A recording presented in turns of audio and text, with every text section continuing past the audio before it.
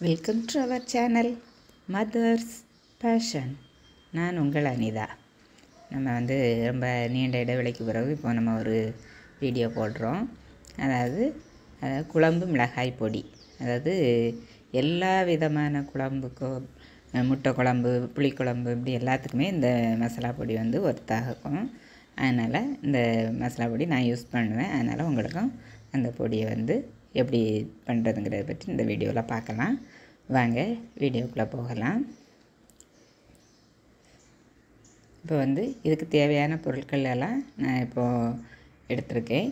அது நம்ம லாஸ்ட்டில் நம்ம டிஸ்கிரிப்ஷனில் போட்டிருப்பேன். இப்போ இது எல்லாமே நான் தனித்தனியாக வாங்கியிருக்கேன். இதை நம்ம வறுக்கவோ ஏதோ செய்யக்கூடாது. இது அவ்வளோத்தையுமே நல்லா வெயிலில் காய போடணும். பாருங்கள், கொத்தமல்லியை நம்ம இப்போ எடுத்து அதை ஒரு இதில் தட்ட போகிறோம். எல்லாமே க்ளீன் பண்ணி அதில் இருக்குது, அதனால் நான் க்ளீன் பண்ணலை. அப்போ அது கூட துவரம்பருப்பு நம்ம தட்டியிருக்கோம். இது 1 கிலோவுக்கு 125 கிராம் துவரம்பருப்பு, கடலைப்பருப்பு, மிளகு,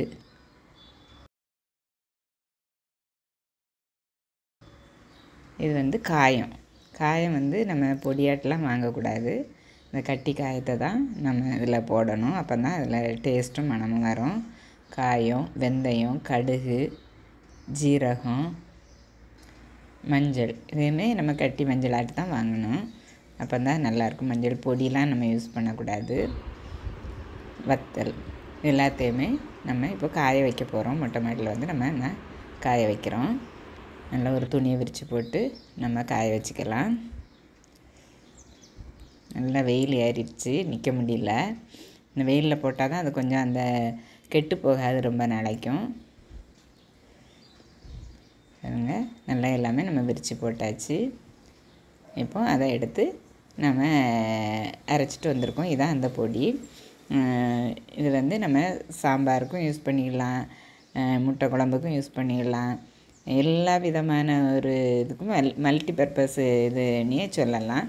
அந்தளவுக்கு ஒரு யூஸ்ஃபுல்லான ஒரு பவுடர். இதை நீங்கள் ஒரு தடவை ஒன்ஸ் அரைச்சி வச்சுட்டு இருந்தால் ஒரு 6 மாதத்துக்கு மேலே இது போகும். வீடியோ உங்களுக்கு பிடிச்சிருந்துன்னா கமெண்ட் பண்ணுங்கள், உங்கள் ஃப்ரெண்ட்ஸ் அண்ட் ஃபேமிலிக்கு ஷேர் பண்ணுங்கள். இது வரைக்கும் நம்ம சேனலை சப்ஸ்கிரைப் பண்ணலைன்னா மறக்காமல் சப்ஸ்கிரைப் பண்ணுங்கள். பக்கத்தில் இருக்கிற பெல் ஐக்கானையும் ப்ரெஸ் பண்ணுங்கள். தேங்க்யூ.